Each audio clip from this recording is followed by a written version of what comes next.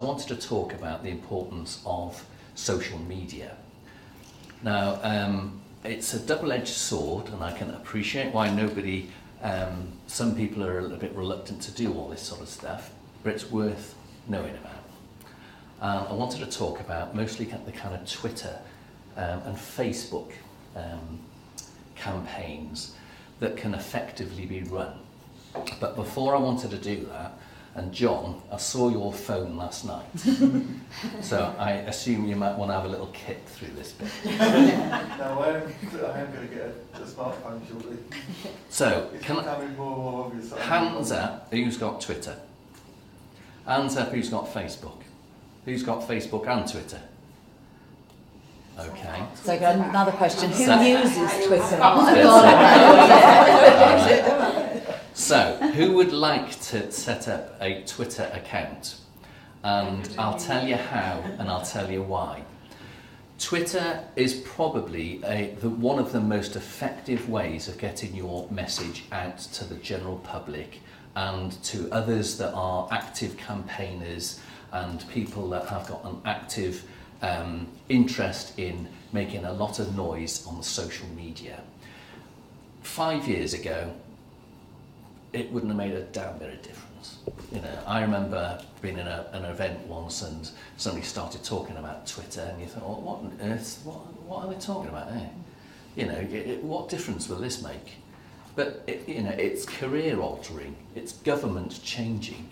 It makes a big difference. You might not think that it does, but it will do. And the two main means, of course, are Facebook. Now, there are two ways of doing Facebook. One is to have your page up. So I've put two examples here at the LPLD Alliance and Heart UK pages. So these are kind of fan pages, which you won't necessarily want to do. You'll have your own personal pages. And there's a bit of a difference. And I'll have a chat with Jill about how we might use the kind of background stuff. But the spooky element to this, and this is what people often don't realise, is the amount of information that we who have got these pages can gather about you. And how, if you've got your own Facebook page as a personal page, you're sharing photographs of your dog and you're going for a little walk and you're making, you're putting your thumbs up that you like certain films and this, that and the other. Facebook is gathering all this sort of information about you and the general population.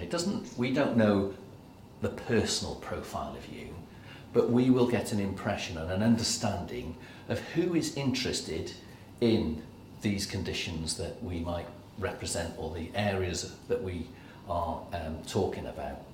So when we are setting up Facebook pages, not only is it an important way of getting a message out there, we are able to understand a little bit more about who we are communicating with. So I would encourage you to set up your Facebook page and your personal profile and share your photographs of your dogs and your cats and going for walks, this, that and the other. And it's a fun way of doing it. But the difference, and which is why I'm not going to talk too much about any more about Facebook, the importance to, I think, campaigning is using the pages rather than your individual personal page. But what I did want to talk about is Twitter. Now, I guess everybody that doesn't have Twitter knows what Twitter is, or am I making an assumption? Twitter, am I making an assumption? Shall I touch that? Twitter's Twitter is a way of putting a short message out onto the internet that anybody that signs up to Twitter also has sight of. So it's in effect, you're getting a long list of texts. You're getting messages that somebody has written that they might want to talk about their cat or their dog or what they've had for lunch, or taking a picture of their front room or something along those lines. And it sounds very trivial, but those messages can be seen by millions of people within a second. And that's where you want to be, is you want to get your message out to as many people as you possibly can. And if you do it effectively, it is very, very powerful. You know, it's as powerful as changing a ministerial position, it's as powerful as changing public opinion. And you want to be at that place of changing public opinion. So, who's going to set up a Twitter account? Do you want to get your phones out? Go to either your iStore or your Google Play and download Twitter. So you need to think of a username or what's called a handle. It'll be a unique name to you. So it might be at Simon Williams, or it might be at Heart UK Charity. Yeah. So think of, you know, a name that is unique to you, that is accepted. Put your email address in and think of a password, and then let me know when you're there. Because it'll ask for your phone number. I've never had any spam or any funny phone calls or anything like that. They're quite hot on this privacy of it, so don't worry about that. So don't go as far as when it comes up sometimes with a suggestion of who to follow. Don't get that, when you get that far, stop. You want to use it as an effective lobbying tool and help LPLD Alliance get noticed, and for FCS to get noticed. I'll show you how to move on to that. So don't go as far as following people quite yet, because don't forget, not only are you seeing hundreds of messages coming up on your phone, everybody else is seeing a message in that hundred of messages, your message in hundreds of others coming through. So you want to get your message seen over other people. And it's a competitive market, as they say out there. There are lots of people competing to be seen. And a lot of people on Twitter in particular that have got rather big egos, and they want to kind of make a bit of a noise because they've got nothing else better to do. And there are lots of armchair keyboard warriors on there that are a bit frustrating. So you'll have to kind of ignore some of the noise that is also on there. But some of the best ways of getting your tweets seen and your followers increased. Remember, over half of people that have signed up to Twitter have got no followers at all. So by following each other, you're not in that group. Could you put your email address, can you put a username that's not your email address? Yes. How? It should ask you what username that you want to put in. So you put your username in, which might be, Simon Williams 500 or whatever. Yeah. And then if somebody has already taken that, it'll reject it. And then you'll get a green tick as soon as you get one that is acceptable. And then that's what you'll be, is what's the at, whatever the A there, LP, LD. Alliance. So when we were registering, these were our usernames and they were unique to us. So nobody else can masquerade as that. And then once you've started tweeting, you'll see tweets, messages coming up that you might like. So obviously everything that the LPLD Alliance tweets and puts out, you like, which is the little heart on the bottom of a message, or you retweet, which means when you retweet something, if I've retweeted a message that Jill's come out, Rachel's following me, even though you're not following Jill, you'll see the message. And that's how the message that you put out on Twitter very soon goes out to the masses, because you'll retweet it, your followers then will see that message that has been retweeted or repeated, and then they'll follow it and they'll follow it, and it'll soon be seen by many, many, many people than just the originator. So, what is the value of doing the heart then? So similarly with a heart or a like, people will see what you like. So that it won't be that necessarily that they'll be able to retweet it, but they'll see that there's something of particular interest that you've put up there. And you want to try and encourage as many of your tweets to be liked and retweeted. So you want both. That's the most important thing, probably over the number of followers that you've got. And I'll come on to that in a moment. Good tweets, and you can do this, and I'll show you separately, not now, include videos. And videos, I mean 20 seconds, 10 are ideal. So try and imagine doing a 10-second video, which, yeah, good luck. Because the attention span is extremely low. Don't forget, you know, your thumb or your finger is going 100 miles an hour up your mobile phone, and you've got all these messages. Somebody might then come on to a Heart UK or an LBLD Alliance video. They'll see, oh, there are, there's a picture of Jill. I'll play that. But 10 seconds later, you've got more and more tweets coming through. So you need something that captures the imagination.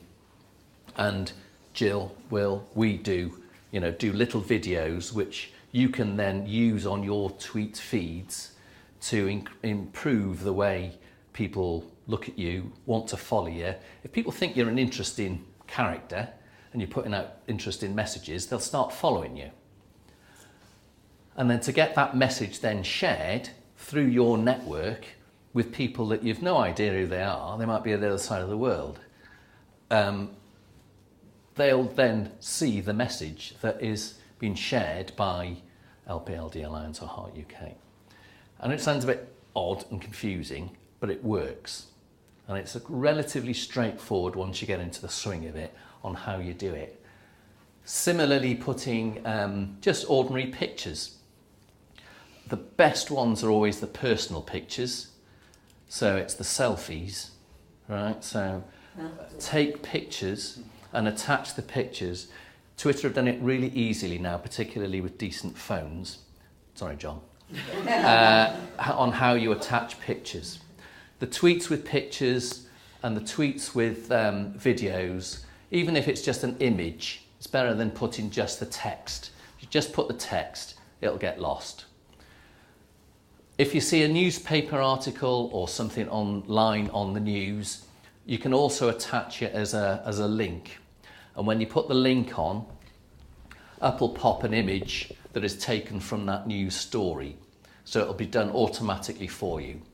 So when Jill's on BBC and she's on Question Time, you put that link up will pop the picture here with BBC Question Time, and then the link on the bottom here, which is not very well shown. The reader then can, again, click on that and again promote that message. And the importance of doing all of this, of course, is to get the messages out. And I can't emphasise enough that in a good way, it'll get out to the masses.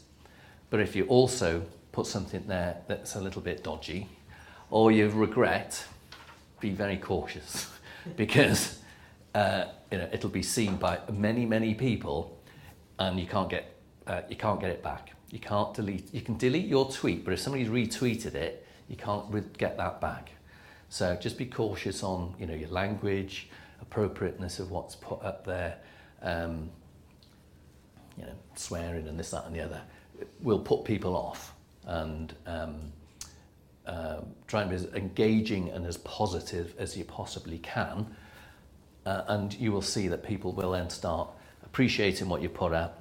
Put your personal stories there, and put everyday things, because that's what it's all about. It's about everyday life, and those are the stories that you want to put out and share. These sorts of images should be pretty unique to you. Do also be careful of copyright laws, because again, it is publishing, so you are publishing somebody else's artwork or somebody else's photograph, and it works in the same way as if you were writing a book and not paying somebody to put a photograph or a piece of art in that. Same sort of principle. Can I just say that I've got 4 new followers on the LPLD Alliance? Don't forget to fill out your profiles, because again, many people forget to fill out their profiles as complete as possible and include photographs or an image. Those that have got a photograph of themselves are more likely to be followed than if you leave it blank, because then you'll just have an egg. That round shape is an egg, which I didn't realise until relatively recent, because of course it's a little bird that is the emblem for Twitter. So if the egg is you as kind of the embryonic stage of tweeting. It's hugely challenging because you've got to get your message across at when 70 miles an hour, somebody's fingers going along with all these messages, same as on the Facebook. But the ones that are interested in it will follow you. I just think that maybe we should be a bit careful as well about like keeping things standard. If we're going to share paperwork, we do share the standard stuff and the standard information. Yeah, because then you're ensuring the right information. Yeah. That's I just feel that we need to just be that little bit careful. Yeah. All right, fair enough, it's okay telling our story and what's happened to us, but the actual fact that sits behind it needs to be right. Yeah, and that's why I suggest, I think you channel everything through LPLD Alliance. So there's only one YouTube channel. It's great, and I'm not saying don't have your own YouTube channel, but if I think just for continuity, just for ease of access, the internet seems to be kind of infinite, and it's very, very difficult for to find stuff if you haven't got the sophistication and the money to put behind Google searches. There are ways of doing it, and it'll get lost. So put everything in the same place as in the LPLD Alliance website, and it's easier then for Google to find it, and then therefore easier for other people to find stuff. And then it helps, with the continuity, you'll see everything, we'll be able to make sure all the facts are correct and everything, the messaging is the same, because it is very important. You're absolutely right. And you're also very right about the kind of superficiality of social media. You might think, that's that lone voice. And yes, you are. It's, because the internet is vast and millions of people on Twitter and this, that and the other. But it is really, really important, because it will make a difference if there are enough people doing it. And there are enough people in this room to start that happening. And hashtags you associate on the end of a message that you put on Twitter. And very often they don't make sense at all. And the reason people do it is in effect as a filing system. So if you searched for hashtag FCS, as I put here, it'll come up with every hashtag, every message with that hashtag associated with it. So it's kind of Twitter has filed it for you. So anybody that's talking about FCS and you hashtag FCS onto it, it's filed by Twitter. And whoever's twittering about it, it'll pop up here. So what I did, I looked at the associated hashtags to FCS, because what you need to do, and I'm not going to tell you what it's for you to decide, really, for LPLD Alliance, is what do you use as a hashtag? Because what I put a search in for FCS, hashtag FCS, and all these other bizarre, I don't know what on earth they all kind of mean, hashtags came up that have got no relevance at all to the FCS that you're talking about. It's the I don't know who these are. And then all of these organisations here are the ones that are using these sorts of hashtags that are associated with FCS. So it's probably more for Jill at the moment, but I have no idea who these are. Something to do with football and then these are the sorts of tweets that are coming out when you put FCS in. So it was all about some fire control system on a tank. You see? So you've got to be very, very careful about what you put in. Before I started at Heart UK, we were using hashtag Virgin London Marathon. And it was hashtag Virgin and then London Marathon. If you hashtag Virgin on Twitter, I assure you it's not the London Marathon that comes up. So you've got to be quite careful. So I put LPLD in there, And that one has got a lot more association with it, right? So your hashtag there, in the filing system, in effect, that Twitter has done, it's also associating these hashtags with LPLD. And all of the tweeters, everyone that's tweeting and using that hashtag, predominantly, I mean, these are the ones that you might recognise as the ones that are tweeting about these sorts of things online on Twitter. So that is more relevant to you. So what... Yeah, so these kind of just exaggerated here. So these are the ones that are associated and interestingly, you know. So that you just ride it, you know, use these sorts of tweets. So what we did at Heart UK was if you put FH or hashtag FH on Twitter, you get all sorts of stuff like the FCS. It's not relevant at all. So we just made one up. So I made find FH up, and as you see now, all of the things that are relevant to FH are associated correctly here, and in all the organisations that you would expect to be tweeting using find FH are the ones that you want tweeting. So you know, there's no point in you putting hashtag FCS in if that fire control system company is going to do it, because it's got no relevance at all. And then the way that are used, and you might want to think about using then the whatever hashtag that you want to do, is use it absolutely everywhere. Absolutely everywhere. So these, if you remember the tweets that I looked at, we showed earlier on about the images, you can do this at home on your own home computer, because they're easy to do. But what you're quite right in saying, consistency. You know, just use the one. So when Jill's done one, use that one. You know, use this imagery all of the time.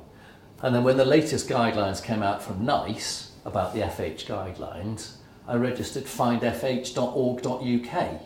So people are looking for FH, and then they find the NICE guidelines. So it's just that association becomes normal. And then when you're both using Twitter, you're trying to encourage other people to use that handle. So when you tweet, your mates are tweeting and this, that, and the other, importantly, the decision makers, the politicians, your other supporters, that handle, that hashtag is being used by other people outside of your own organisation, and it's making awareness of that filing system related to your message that might include a link to your organisation much more aware. The awareness of it is significantly increased. So when I'm tweeting and you like it, your friends are seeing it, they're then redoing it or liking it, they're all seeing this hashtag that is filing it in the appropriate system. So what I'm saying is, you need to agree what a hashtag is that you can use, and you can make one up, and it might be find FCS rather than find FH. It doesn't really matter, because nothing like that will be out there as long as it's relatively unique. But associate yourselves with perhaps also including something that's popular as well to start with. I just wanted to ask you, where did you get the correlation data from? So I'll hang on a second. I thought I wrote it down there.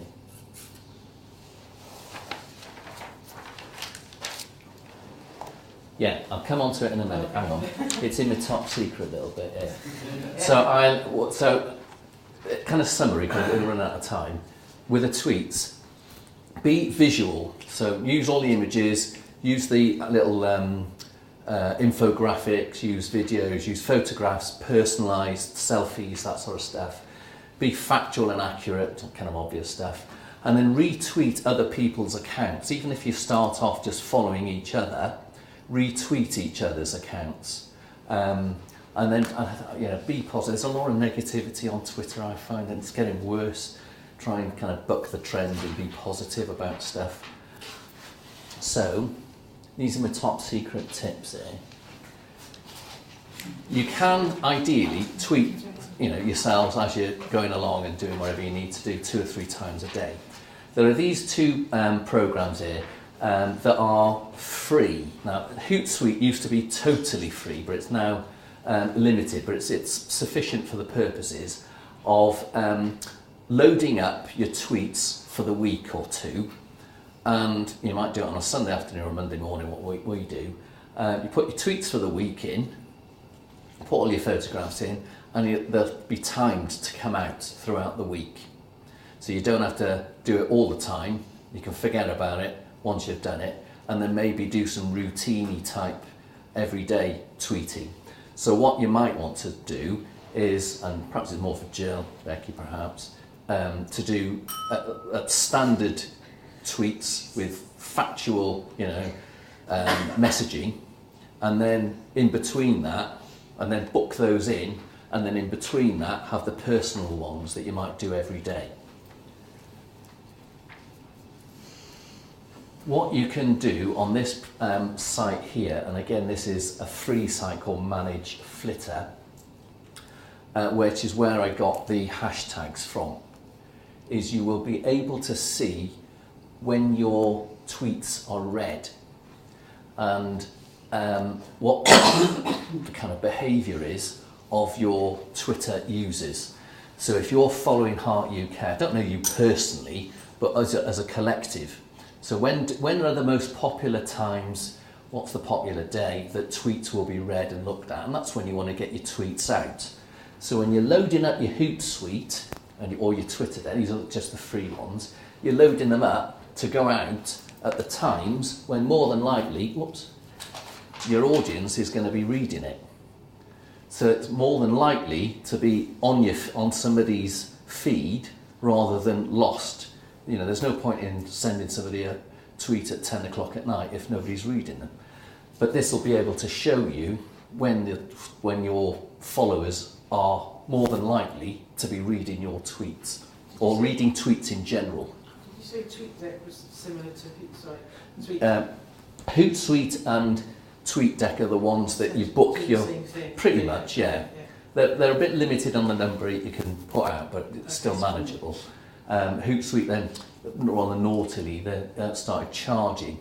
We used to kind of load it up for a couple of weeks and you forget about it, but then they limit, I think it's about 10 a day, something like that, but it's still fine. So those are the ones that book it out. And then Manage Flitter. Also then, if you put into the search, it will then come out with who else is following the likes of Rare Connect. And I put Rare Connect in there. It sounds a bit complicated, but it's not. And I'll give you these slides, and I'm sorry I'm talking fast, is because if you look on here, when is it? I can't see. So I saw Rare Connect here. So you've got Rare Connect as one of the most influential and with the most followers on this one here. So you put that in, find out who are their followers. So you've got some people, I have no idea who Lil B the bass god is, but he's got 1.67 million people following him. It's done in kind of a funny way. But then what you need to do is start following people with a large following who have got an interest in Rare Connect, have got an interest in that sort of area that you might be in. They've got a large following. People will be looking at their following, seeing you there, and ideally then following you because they're seeing your messages. Can I just give an example of that in a slightly different world? My daughter was tweeting, and she tweeted something about a spirit animal, and it was a Lady Gaga picture, and she tweeted this, and Lady Gaga followed her, and so suddenly overnight she had 8,500 followers. Wow. So it does work. I mean, I know it's a different context, but it is an example of what happens. Yeah. So Great, that's very helpful. So, Jill, you might want to suggest to a kind of secret society now that we have become, who from LPLD Alliance you want to get people following by putting in this the Rare Connect. And then the big secret is when you're using this program, Manage Flitter, is once you've started following somebody, if after a couple of weeks Follow the organisation, because we already have a Twitter site. Yeah. If you're looking, if you put in, Rare Direct. Yeah, Rare Connect into Manage Flitter. Okay. And have a look at related sort of organisations. Yeah. For example, Heart UK maybe, might follow everybody that's following British Heart Foundation. Okay. I think we might follow related sort of organisations to Heart UK because they've got sort of an interest in us, in what we're standing for. But what you then do, and this is the kind of ruthless bit, because don't forget you're using your Twitter account for campaigning. It's not to follow Justin Bieber, it's not to be interested in whatever's going. It's for campaigning. Give it a few days or a week or so. If they haven't followed you back, bin them. So you unfollow everybody that's not following you. You'd be quite ruthless in following people that have got more than 200-300 people. You unfollow anybody that's not following you, people that don't like your tweets, that don't retweet them, because they're of no value to you whatsoever. So you only follow people that are being active. And those are the ones that are following you, are retweeting, are liking. Bit ruthless, but that's... And then you've got a limit on the number of people initially that you can follow. So once you've reached that, I think it's 200 people, you won't be able to follow anymore. So you need to get rid of loads of people that are just sitting there and not doing anything. You're following them, they're not following you. Give them a couple of weeks, off you go. And then once you're building up your audience, you'll be able to go onto an analytics bit that is the logo at the top. And from that, you'll be able to see the demographics of your followers. So for example, in Heart UK, I know online from Twitter, 70% of my Twitter followers live in England, majority of whom live in Greater London, and 62% of them are female. So that gives me a roughish idea of the kind of messaging that I put out. So not only do I know what time of day do my followers look at my tweets, so I know what time of day to put those out, I know the sorts of tweets that they like, and if they don't like them, I unfollow them. And over time, your Twitter following increases, and it can mushroom depending on Lady Gaga or whoever else retweeting. And what's significantly important, more so arguably than the number of followers that you've got, is again, from the analytics bit, is the impressions. And the impressions means it's somebody that has looked at your tweet, your message, and done something about it. So they've liked it, retweeted it, sent it out to somebody. So although, we might only have, I don't know, does it say on there how many? I can't remember how many followers we've got, but it means that the tweets that we send out every month are seen by 223,000 people. It's costing me nothing, apart from the time to sit down and put them in. But 223,000 people a month, therefore, see your message by doing it this way, by using the hashtags, by timing them appropriately, and building up your followers over time, and being quite ruthless about how you're doing it. And then the benefits, of knowing who your audience are and tailoring your messages. And it's similar for, Facebook calls it insights. So once you build up your, not followers, what they call friends on Facebook, again, you'll be able to see your profiling, and with your website, you know, it gives you a rough enough but accurate enough understanding that, you know, 62% of on Twitter are female on Twitter, and then, you know, similar on Facebook, and I dare say on Google. So I've got a better understanding now of who my online audience is. And one thing as well, and it's more for Jill Reed, right, I'm not going to talk very fast, is the importance of knowing where people live. Is there's no point in having the messages being, and your followers being in Australia or wherever. You've got to, and again, this will come up on Twitter, is you'll be able to identify where they live. So make sure, obviously, they're a bit silly to know that, but make sure they're in the UK. So my summary is, yes, please do regularly post. Because as with Google, as with YouTube, it's the regularity. So even if it might be 2 or 3 times a day, if you do it two or three times a day, it's better than doing 20 in one day and none in another day, on another day. It recognises that you're doing things frequently and pick it up.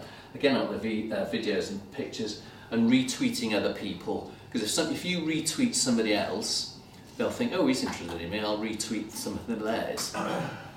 And then they'll end up following you. And also mention people. So by that I mean, I might put on Twitter, great to be at this event today with at LPLD Alliance, even if you don't follow them. And a good way of doing that is what I normally do with parliamentary events is get the Twitter handle for MPs, and then we'll say, looking forward to seeing you later at Boris Johnson, and then put that tweet out, and then it makes them a bit embarrassed if they don't turn up, but then it's more likely to be retweeted, because they'll say, oh, I'm going to this patient event and aren't I good? But more than likely as well that they'll want to then take a photograph of themselves and mention you. And again, that message then will go out to all of their followers, and your message has gone out to thousands and thousands of people. Hashtags we talked about is to get the reach out there, to file it appropriately. I always would suggest, if you're using a Twitter particularly, Facebook's important as well, but Twitter, keep the personal from the professional. If you're tweeting about things that aren't related to the campaign that you're championing, or the cause that you're championing, and it might be about something else, somebody will disagree with you on that something else, and they won't follow you, and you might lose them as a supporter or an online co-campaigner. Be strategic about who you're following. Be amoral about it, really. If you're following your mum and your mum's not following you, pretend she's not your mum, but then stop following her. But she should be. And then remind what we mentioned this morning. Keep it legal. It is publishing, so do be careful what you're saying about people, no matter how tempting it is to be rude about them. And copyright laws around pictures. But I know with Twitter you're limited with the number of words that you can use on them, characters. But keep it simple. Don't go into huge complications around percentages and numbers. You're not talking to professors. You're talking to the general public who have got an attention span of that. You want to get it very quickly, and it is here today and gone seconds later. It's not tomorrow. So that's probably about it. Yeah, absolutely no time to talk about the other things here, but another time might be worth considering. But blogging is a good way. Blogging means a kind of journalism, as well as using video and newsletters.